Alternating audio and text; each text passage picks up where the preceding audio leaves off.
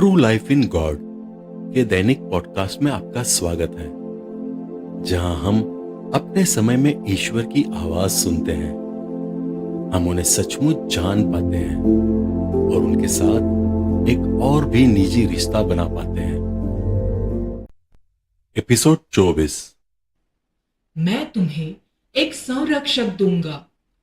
5 मार्च 1987। तुम्हें शांति मिले वसूला, क्या तुम मुझे प्यार करती हो? मैं आपको प्यार करती हूँ यहोवा, मेरे ईश्वर। मैं सारे हृदय से आपको प्यार करती हूँ। आज मैं आपके पास रहना चाहती हूँ। मैं भी तुमको प्यार करता हूँ। मैं तुम्हें कभी नहीं छोड़ूंगा। मैं प्यार और शांति के राज्य का राजा हूँ। मेरे पवित्र चेहरे को प्रकट करने के लिए मैं तुम लोगों से पहले हूँ। यह प्यार और शांति के आह्वान का प्रारंभ है। हे पुत्री, मैं इसके विषय में और अधिक ज्ञान बताऊंगा। मैं तुमसे बहुत खुश हूँ। तुम मुझे आनंदित करो। मेरी बातों को सुनो और लिखो। लिखने के लिए चिंता ना करो। आओ, ये सब व्यर्थ नहीं होगा। मैं तुम्हें आशीष देता हूँ। आओ और मुझसे सीखो। हे मेरी पुत्री, मुझे प्यार करते हुए मेरी महिमा गाओ। हरदम मेरी ही कामना करो। मुझे कभी तिरस्कार न करो। दूसरी आत्माओं के लिए पश्चाताप करो। मेरी वाणी को मानो और अनंत शांति प्राप्त करो। वसूला, मेरे नजदीक रहो। मैं तुम्हें याद दिलाऊंगा कि जो कुछ भी तुम में कमी है, मैं उनकी पूर्ति करूंगा और उन गुणों की रक्षा के लिए मैं तुम्हें एक संरक्षक दूंगा। मैं तुम्हें प्यार करता हूँ। प्रत्येक शब्द जो मैं बोल रहा हूँ वह लिखा जाना चाहिए। हम दोनों एक साथ काम करेंगे। लिखने के लिए चिंता ना करो। मैं उनके पास संत माइकल रचित प्रार्थना बोलती हूँ। संत माइकल ने मुझे जवाब दिया।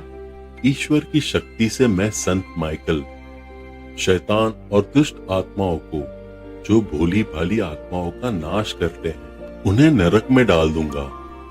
इसके लिए संत बर्नार्ड रचित याद कर विनती भी बोलता हूँ। माता मरियम, हे प्यारी पुत्री, मैं तुम्हें मदद करूंगी। वसूला, मेरी अनंत शांति ग्रहण करो। मैं अंत तक तुम्हारे साथ हूँ। वसूला, प्रभु के द्वारा दिए गए संदेश को परिपूर्ण करो। वसूला, ईश्वर के वचनों को पूर्ण करो और अपने पिता ईश्वर का सहारा ले लो, क्योंकि वह सर्वशक्तिमान है। उन्हें प्यार करो और उनकी महिमा गाओ। क्या तुम यह सब करोगी? मेरे नजदीक रहो। मैं तुम्हें प्यार करती हूँ। मेरी रोटी तुम्हें संतुष्ट करेगी। 6 मार्च 1987। वसूला, मैं वही हूँ, यीशु, तुम्हारा मुक्तिदाता। क्या तुम भूखी हो? वास्तव में प्रभु, मैं भूखी हूँ। वास्तव में प्रभु, मैं भूखी हूँ। मेरी रोटी के लिए तुम सदा समय भूखी अनुभव करो। मेरी रोटी मुफ्त में है।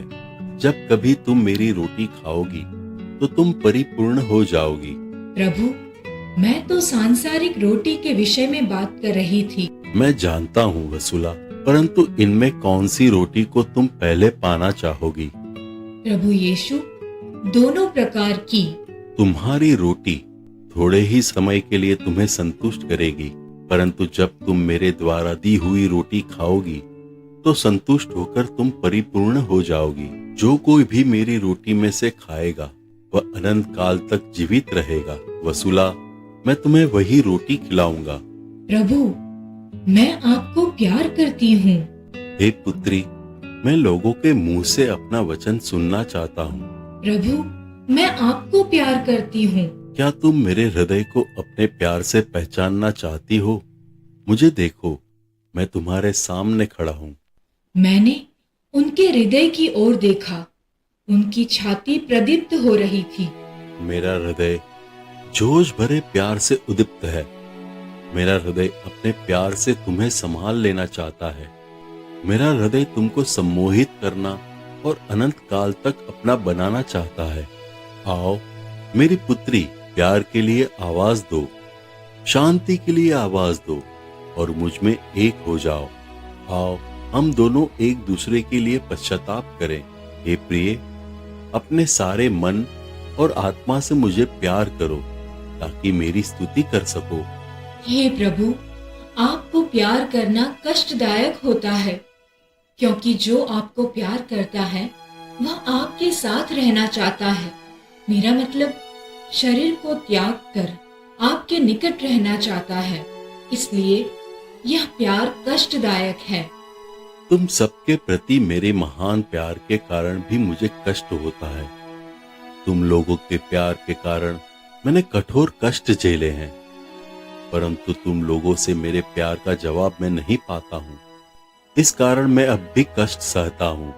क्या तुम कल्पना कर सकती हो कि मुझे कैसा लगता होगा? मुझे ऐसी आत्मा चाहिए जो मुझे प्यार करती हो। क्या तुम्हारी आत्माएं उन आत्माओं के लिए पश्चाताप कर सकती है जो मुझे तिरस्कार करते हैं? उन्हें तुम बताओ कि दूसरों को प्यार करने में कैसा महसूस होता है।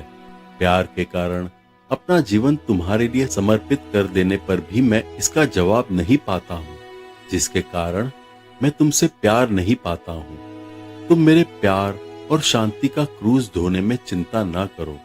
तुम मेरे लिए क्रूज ढो, मुझे विश्राम चाहिए। प्रभु यीशु, मैं वही करूंगी जो आप चाहते हैं और जो आप मुझे बता रहे हैं उन्हें समझने की कोशिश करूंगी। शाम के समय मेरी आत्मा उदास और भारी थी। हम दोनों का प्रयोग करो।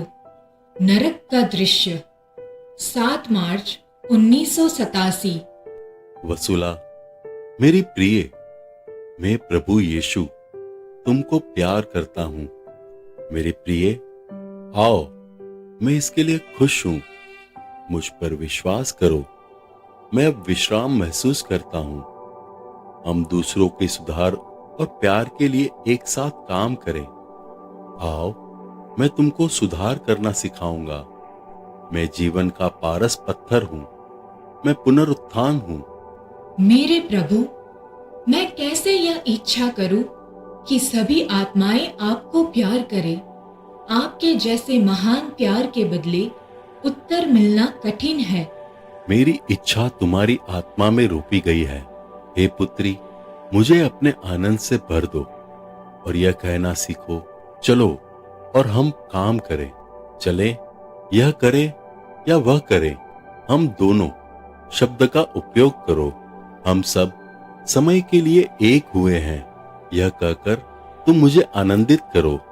हे पिता, आपकी इच्छा पूरी हो, मुझसे कुछ भी अस्वीकार न करो।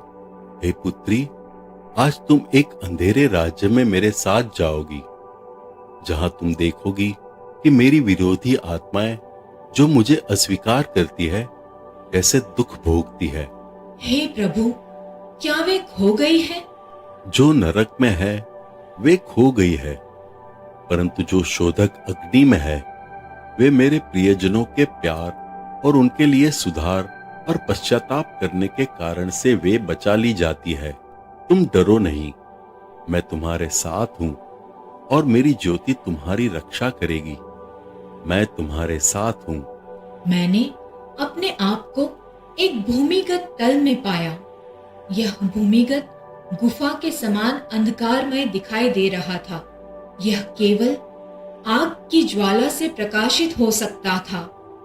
यहाँ नमी थी और जमीन से चिपचिपाहट। मैंने बहुत सी आत्माओं को कतार में खड़े देखा। वे बंधे हुए थे। उनकी पीड़ा के चेहरे केवल उनके सिर से पता चलते थे।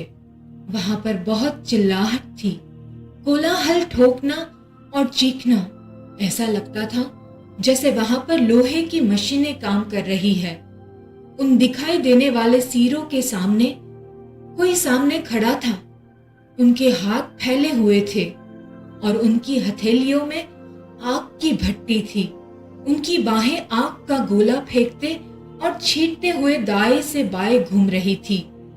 ऐसा करने से पास में दिखाई देने वालों के चेहरे जलकर फूल रहे थे। अचानक वह व्यक्ति जिसे मैंने शैतान समझा था, वह हमारे वहां होने की उपस्थिति जान गया और हमारी ओर घूम गया। शैतान बोला, इनको देखो, और उसने प्रभु यीशु और मेरे सामने निराश और क्रोधित होकर जमीन पर थूका। उसने कहा, भयंकर पीड़ा उनको देख लो। इन दिनों हमें कीड़े मिलते हैं जो हमारे खून पीने के लिए आते हैं और चले जाते हैं। मुझे देखकर उसने फिर कहा, देख। ऐसा कहकर उसने दूसरी बार उन चेहरों के ऊपर आग की गर्म लपटें फेंक दी। मैंने उन्हें चिल्लाते हुए सुना, ओह, हम मर गए। चेहरों से आवाज आई। तब शैतान, जो पागल आदमी के समान दिखाई देता था, क्रोधित होते हुए चिल्लाया, संसार की संतानों, मेरी सुनो, तुम लोग मेरे पास आओगे। तभी मैं सोची कि ऐसी धमकी देने वाला शैतान मूर्ख था। वह यह सोच रहा था कि दुनिया के अंत में वह विजयी होगा। उसने मेरे मन के विचारों को पढ़ा होगा और अर्थपूर्वक धमकी देकर उसने मुझसे कहा, मैं मूर्ख नहीं हूं। उसके बाद भावपूर्ण हंसी से उन पीड़ित आत्माओं से कहा, क्या तुमने सुना है? वह बोल रही है कि मैं मूर्ख हूं। मेरी प्यारी आत्माओं, मैं उनके ऐसे बोलने की सजा तुमको दूंगा। तुम लोग मुझसे नई आग लेने के लिए तैयार हो जाओ। मैं प्रभु की ओर हताश होकर मुड़ी और उन पीड़ितों के लिए कुछ करने के लिए और शैतान के उस काम को रोकने के लिए कहा। प्रभु ने कहा, मैं उन्हें रोकूंगा। जिस समय शैतान ने पीड़ितों पर आग फेंकने के लिए हाथ उठाया, उसी समय उसे बहुत पीड़ा हुई और वह प्रभु को अभिशाप देते हुए चिल्लाया। उन्होंने मुझे भी कहा, चुड़ैल, भाग जाओ। हाँ, यहां से भागो, तुम हमें छोड़ दो। नरक के दरवाजे पर पीड़ित आत्माओं की आवाज रोते हुए सुनाई दी, हमें बचाओ, हमें बचाओ। तब उनमें से एक शैतान आगे आया। मैं समझी वह बड़ा शैतान नरक दूतों में से एक था। बड़े शैतान ने उनसे पूछा, क्या तुम अपने काम पर हो?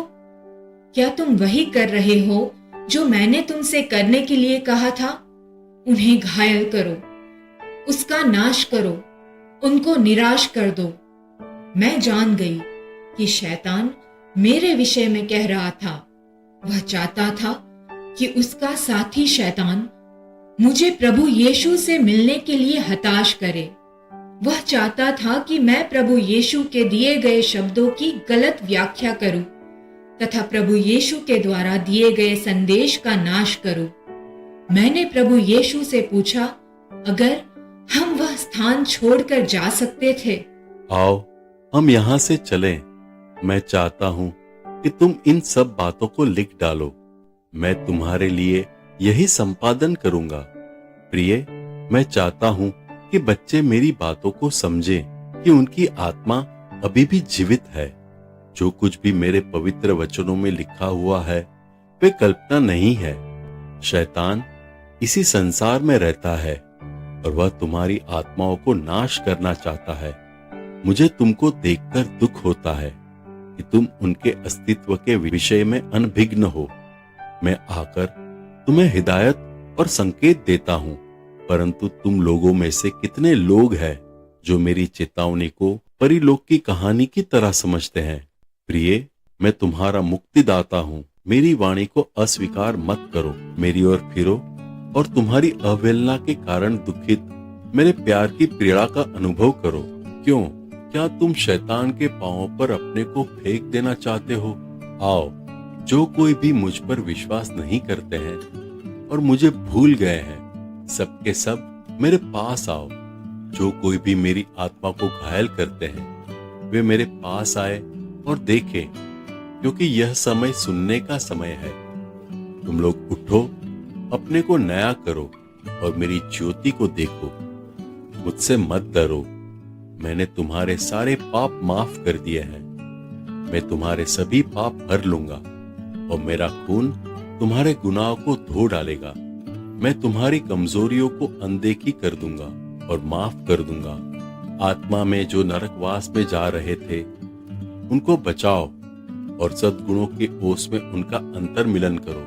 मैं तुम्हें देखने के लिए आ रहा हूं। मैं मेरी खोई हुई भेड़ों की ओर आ रहा हूं। क्या मैं भला चरवाहा मेरी भेड़ों को खोए हुए और मुश्किल में फंसे हुए नहीं देख सकूंगा? वसुला, क्या तुम नरकवासी लोगों के लिए प्रार्थना की इच्छा करोगी? हे प्रभु, अभी? हाँ, अभी। हे प्रभु, मैं नहीं जानती कि अभी मैं क्या कहूँ। मैं तुम्हें दिखाऊंगा। मेरी सुनो, मेरे पीछे दोहराओ।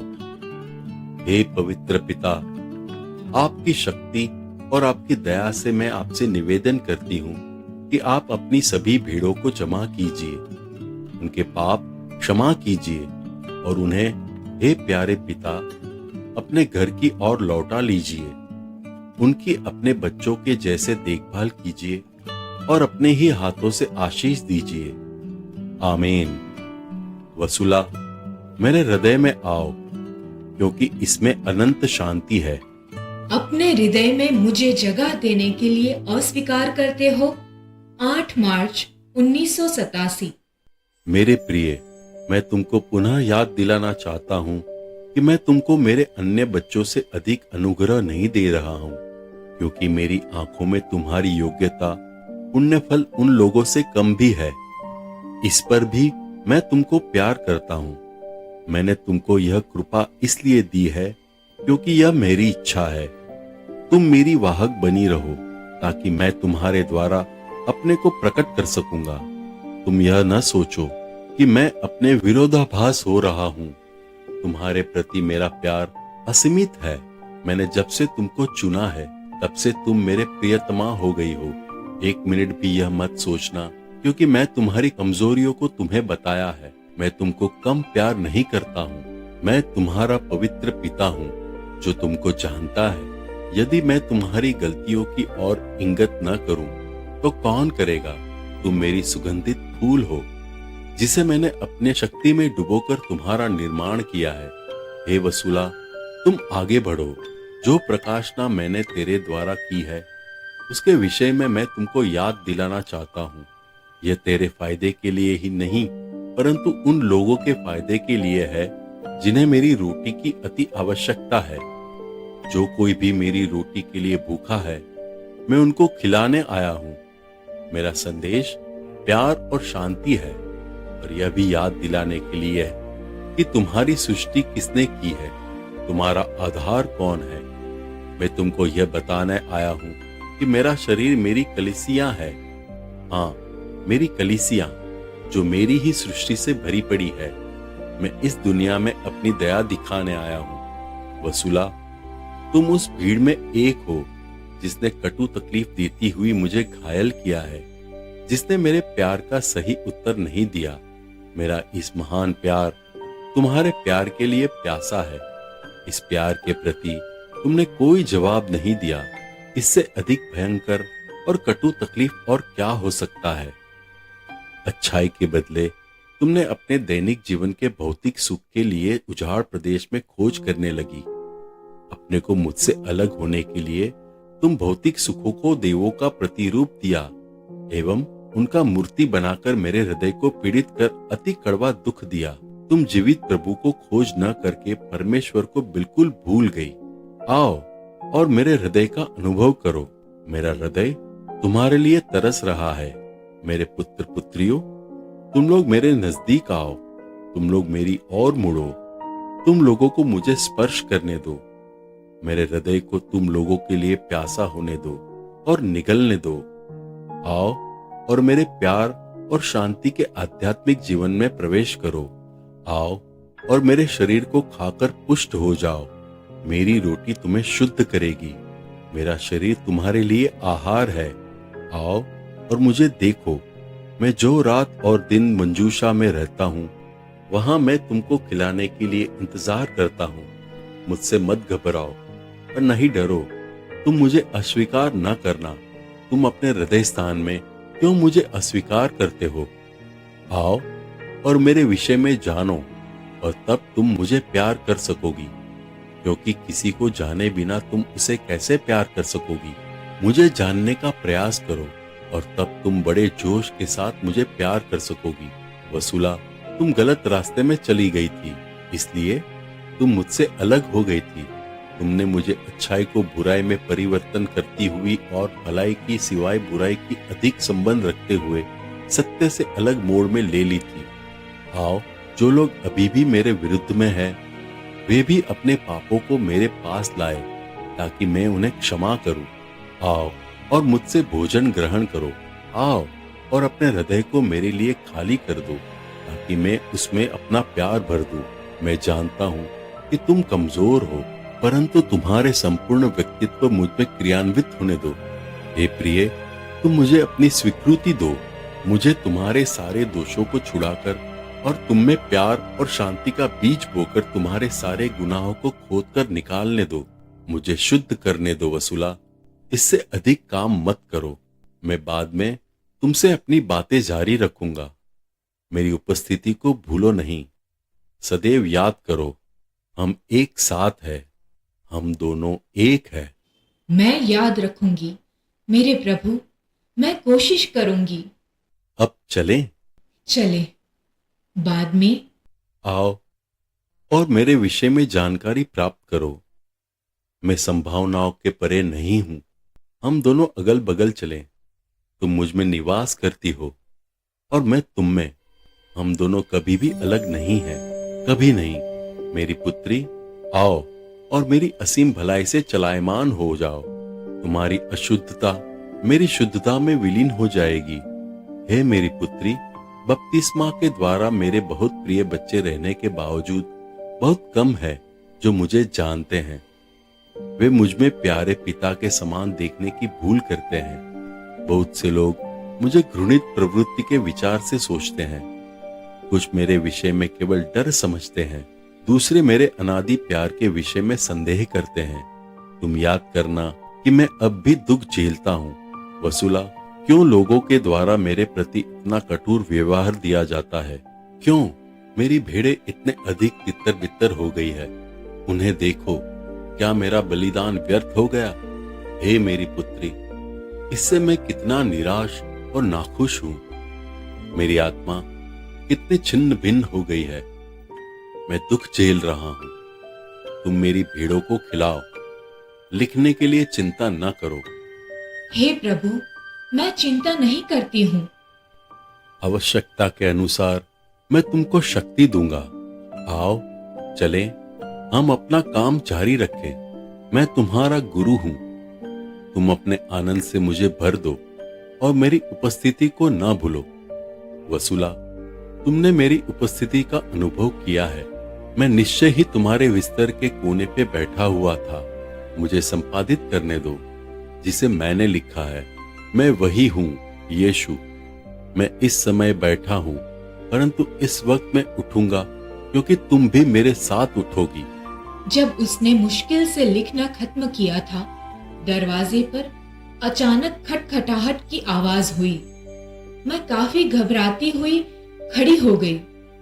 प्रभु यीशु अपनी उपस्थिति के विषय में उसी शाम को मुझ पर जोर देकर बोल रहे थे। दरवाजे पर मेरा कार्यकर्ता मुझसे कुछ बोल रहा था। मैं तुमको प्यार करता हूँ। लिखने के लिए चिंता मत करो। तुमने मुझे यह स्वतंत्रता दी है। यह मेरी भी इच्छा है। हे प्रभु, आप सचमुच में आश्चर्यजनक व्यक्ति है। तुम सदैव प्रसन्न रहो। जब मैं प्रसन्न रहता हूँ तो तुम मेरा अनुसरण करो। तुम मुझे दुख दोगी यदि तुम मेरी उपस्थिति को भूल जाओगी। तुम मेरी उपस्थिति को कभी ना भूलो, कभी नहीं। परंतु हे मेरे प्रभु, यह मुश्किल है। कभी कभी मुझे गाड़ी चलानी पड़ती है। मुझे सड़कों पर ध्यान देना होता है। फिर मैं अपने मित्र से फालतू विषयों पर बातें करती हूँ। मैं अपने बेटे को उनके घर के कामों में मदद करती हूँ। इस प्रकार मैं कैसे अपने मन में आपकी उपस्थिति का अनुभव सदैव करूंगी? यह प्रायः असंभव है। वसुला, मेरा फल जब कभी तुम इस प्रकार की स्थिति में रहती हो तो तुम विनम्रता की स्थिति में रहो, भक्ति और सौम्य पूर्वक कृपा, सत्यता और मेरे प्यार की स्थिति में रहते हुए सद्गुणों की याद करो।